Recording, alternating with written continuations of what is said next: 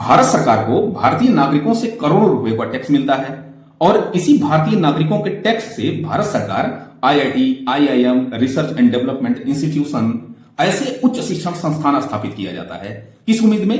कि इस उम्मीद में कि हमारे भारतीय नागरिक इसमें पढ़ेंगे और जिस दिन निकलेंगे पढ़ करके वो हमारे राष्ट्र के विकास में जबरदस्त भूमिका निभाएंगे। लेकिन इसी में से पढ़े हुए टैलेंट कुछ ऐसे कुकुरमुत्ते होते हैं जो अपना उच्च क्वालिटी का ब्रेन ड्रेन कर लेते हैं। ये अमेरिका जाएंगे जॉब करने के लिए। भारत के विकास में इनकी भूमिका एक बड़ा इनको तुच्छ लगेगा कि हम भारत में इतने योग्य होकर के हम भारत में कैसे जॉब कर सकते हैं, हम भारत में कैसे एमएसएमई स्थापित कर सकते हैं, ये इनके लिए खराब लगेगा। खैर, मैं आपको बताते चलूं कि IIT, IIM, medicine, research and development इत्यादि करने वाला एक बंदे के ऊपर करोड़ों रुपया खर्च किया जाता है। यही बंदा फिर कुकुरमुत्तों की तरह भागता है अमेरिका के विकास में, अमेरिका में जाता है जॉब करने के लिए, अमेरिकी सरकार को टैक्स देता है।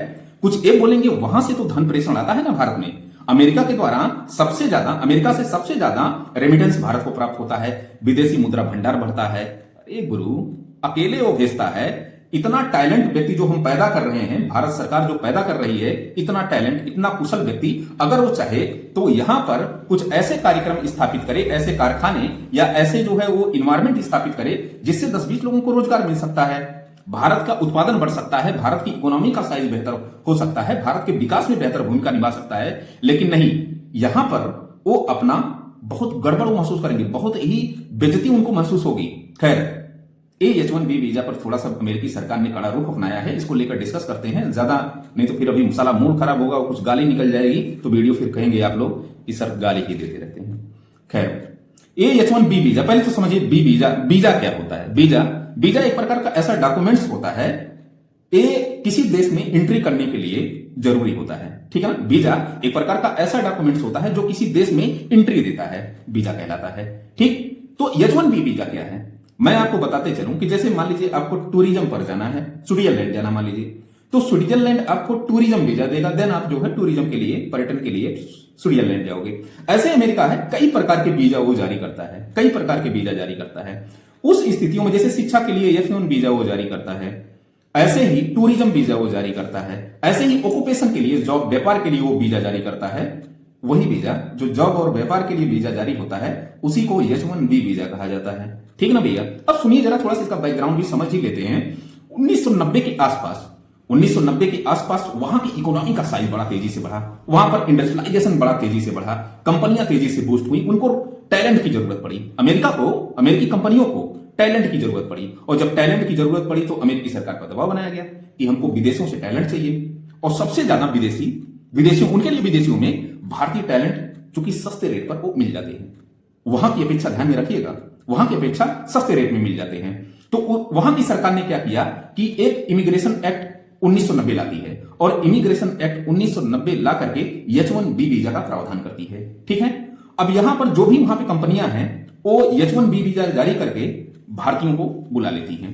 खैर, अभी इस पे क्या सिनेरियो है, वर्तमान सिनेरियो ये है कि इसका राजनीतिकरण हुआ कि मतलब कि 85,000 H1B वीजा जारी किया जाता है हर साल अमेरिका के द्वारा, जिसमें 70% से ज्यादा भारतीय हैं, ठीक है। लॉटरी माध्यम से जारी किया जाता है, 70% से ज्यादा भारतीय हैं। अमेरिकी सरकार ने क्या किया कि वहां की जनता ने ये कहा कि ये भारतीय आ रहे हैं H1B वीजा के तौर पे, और अमेरिका की जो जॉब है उस पर भारतीयों का कब्जा होता जा रहा है। अमेरिका में बेरोजगारी का स्तर बढ़ता जा रहा है, अमेरिकी रोजगार नहीं पा रहे हैं इन भारतीयों के कारण। तो वहां पर जैसे ही विद्रोह हुआ, अमेरिकी प्रशासन ने क्या किया, H1B वीजा को थोड़ा सा कठोर बना दिया, थोड़ा नहीं बहुत कठोर बना दिया। कैसे? उसने कहा कि जिसको H1B वीजा लेना है उसको 88 लाख रुपया, मतलब $1 लाख फीस के रूप में पेड करना पड़ेगा, उसके बाद आप जाकर H1B वीजा ले पाएंगे और अमेरिका में व्यापार वगैरह कर पाएंगे, ठीक है।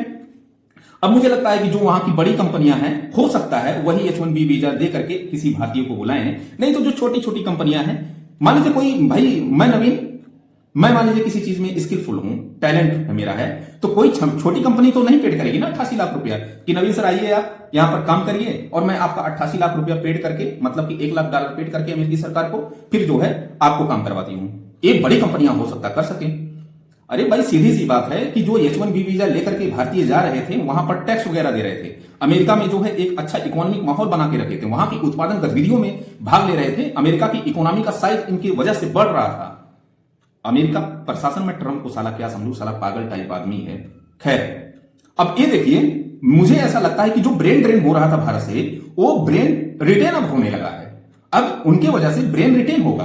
भारत में जो टैलेंट थे, जो आईआईटी थे, आईआईएम थे, मेडिसिन थे, एमडी थे, है ना, रिसर्चर थे, वो जा रहे हैं अमेरिका। अरे भाई, आप भारत में रहो ना। भारत में स्टार्टअप इंडिया, प्रधानमंत्री मुद्रा योजना, ठीक है ना, और एक कौन सी योजना है, मेक इन इंडिया, ये सब योजनाएं हैं ना।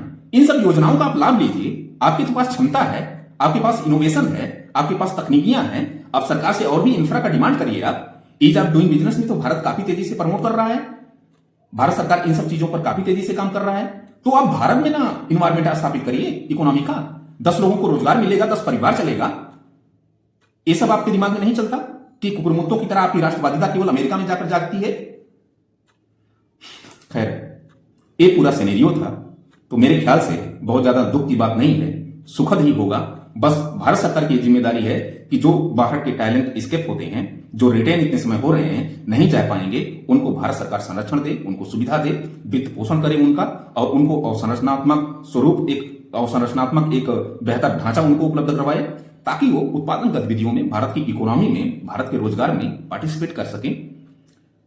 फिर बेहतर ही होगा। 2047 का जो उद्देश्य है भारत सरकार का, विकसित भारत का, मेरे ख्याल से वो उससे पहले ही चीजें हासिल हो जाएंगी। आज के लिए फिलहाल इतना ही। थैंक यू सो मच, शुक्रिया यार।